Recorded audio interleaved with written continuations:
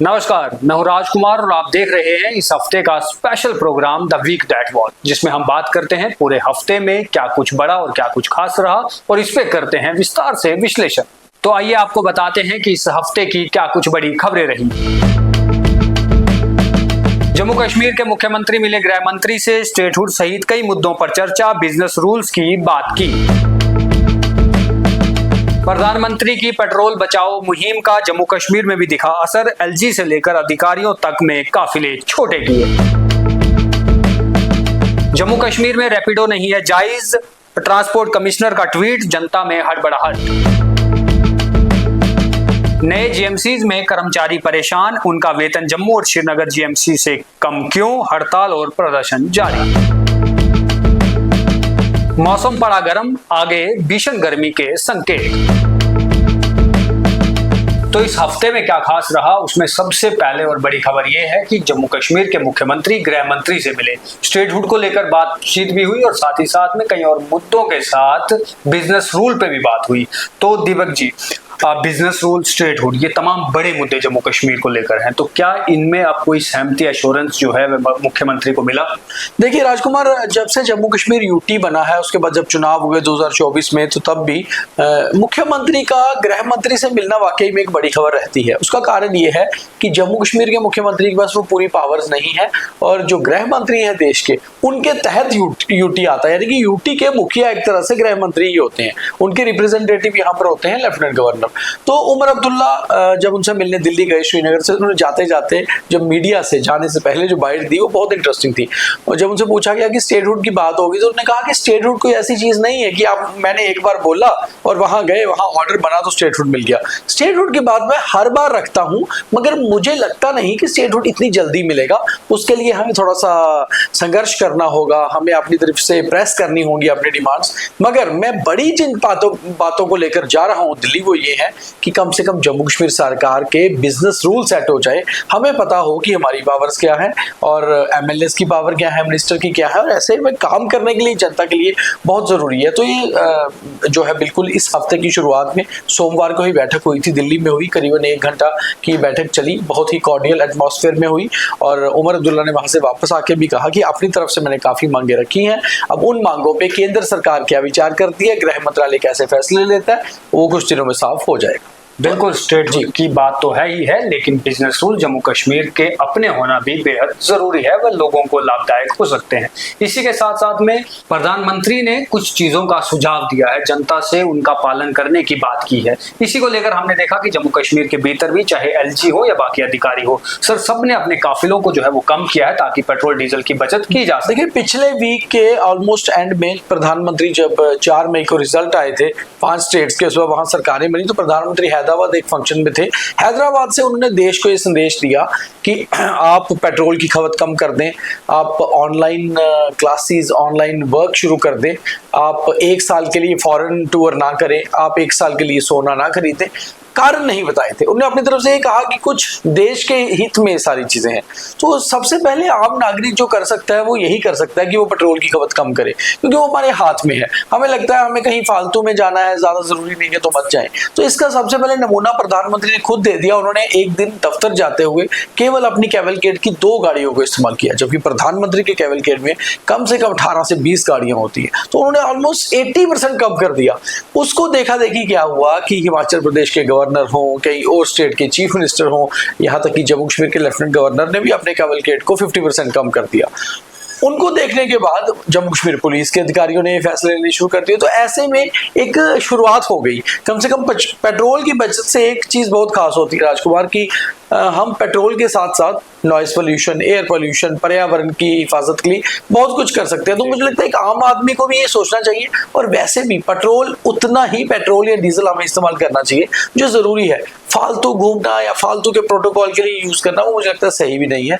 तो प्रधानमंत्री को फॉलो किया गया। जम्मू कश्मीर से भी बड़ी सारी तस्वीरें ऐसी आई, इवन कल शनिवार को ही तस्वीर एक सामने आई जहां कैबिनेट मिनिस्टर सतीश शर्मा बग्गी में घोड़ा बग्गी में जाते हुए नजर आए अपने ऑफिस। हालांकि वो घोड़ा बग्गी यहाँ के राज परिवार की है, अब कितने दिन इस्तेमाल करते हैं या अपनी घोड़ा बग्गी भी लेते हैं बात अलग है, बट एक उन्होंने तस्वीर अपनी तरफ से दिखाई जो एक अच्छी पॉजिटिव तस्वीर थी। बिल्कुल, प्रधानमंत्री के बयान के बाद अब धीरे धीरे अमल में इन तमाम चीजों को लाया जा रहा है।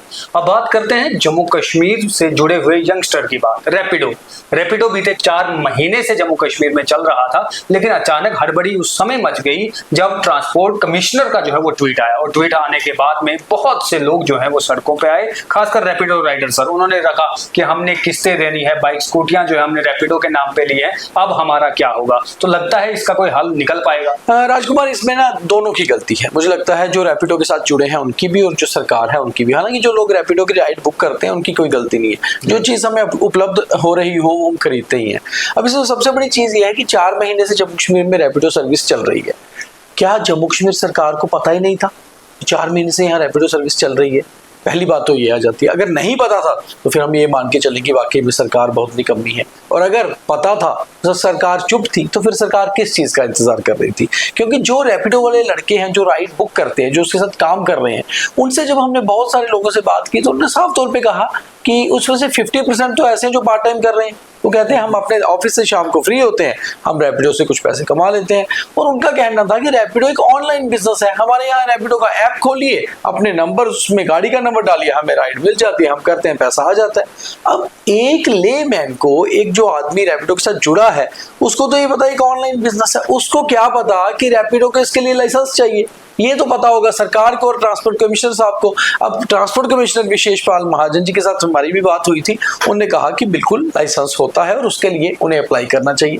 तो उसमें सरकार और रैपिडो को आपस में कनेक्ट होना है, ना कि आम जनता को और जो रैपिडो में जा रहे हैं उनको। अब हर आदमी जाके थोड़ी उनसे जुड़ेगा। अब जोमेटो सर्विस आई थी, स्विगी आई थी या ब्लिंकिट आई थी, उस समय भी तो ऐसा हुआ था।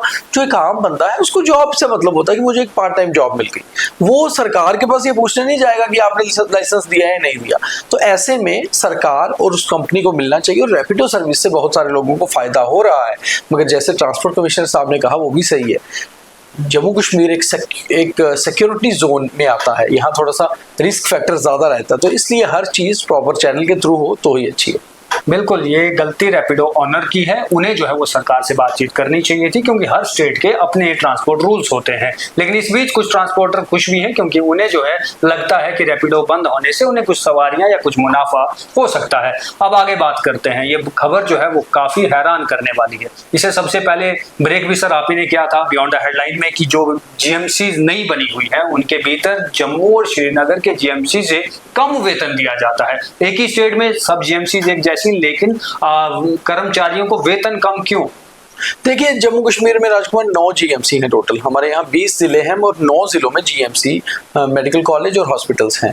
अब इसमें बड़ी एक बात यह है कि हर जीएमसी में एक दूसरे से सैलरीज अलग है। यानी कि मान लीजिए कोई एक रेडियोलॉजिस्ट है, उसकी सैलरी जो कठुआ के जीएमसी में है और जो जम्मू के जीएमसी में है वो अलग है। एक अनंतनाग जीएमसी में है, एक श्रीनगर जीएमसी में एम्प्लॉय है, उसकी सैलरी भी अलग है।